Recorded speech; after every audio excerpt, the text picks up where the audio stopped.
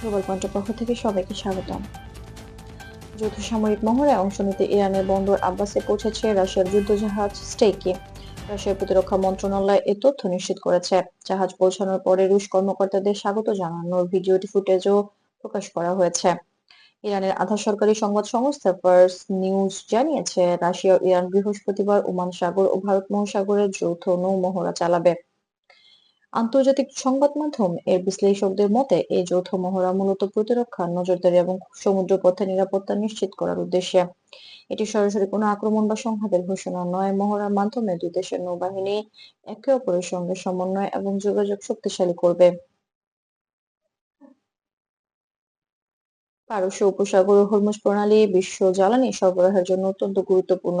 বৈশ্বিক জ্বালানি সংস্থার তথ্য অনুযায়ী এই প্রণালীর মাধ্যমে বিশ্বব্যাপী তেলের একটি উল্লেখযোগ্য অংশ পরিবহন হয়।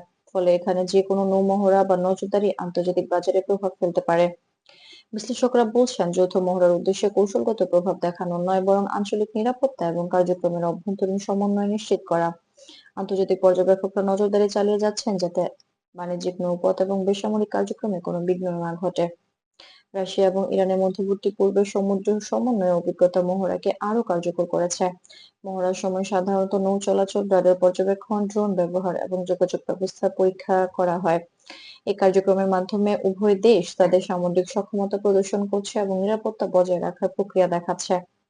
আন্তর্জাতিকভাবে যুক্তরাষ্ট্র, ইউরোপীয় ইউনিয়ন এবং উপসাগরীয় দেশগুলো সংযমের আহ্বান জানিয়েছে। তাদের লক্ষ্য আঞ্চলিক স্থিতিশীলতা বজায় রাখা, বাণিজ্যিক নৌপথে নিরাপত্তা নিশ্চিত করা এবং বেসামরিক জনগণকে ঝুঁকি থেকে রক্ষা করা। সব মিলিয়ে মহড়া চলাকালীন সরাসরি সংঘাতের কোনো ঘোষণা পাওয়া যায়নি। বিশ্লেষকরা বলছেন, শক্ত অবস্থান প্রদর্শনের পাশাপাশি কূটনৈতিক সমাধানের পথও খোলা রয়েছে। বাজার, জ্বালানি সরবরাহ এবং আঞ্চলিক নিরাপত্তা সবকিছু বিবেচনায় রেখে বড় শক্তিগুলো পদক্ষেপ নিচ্ছে।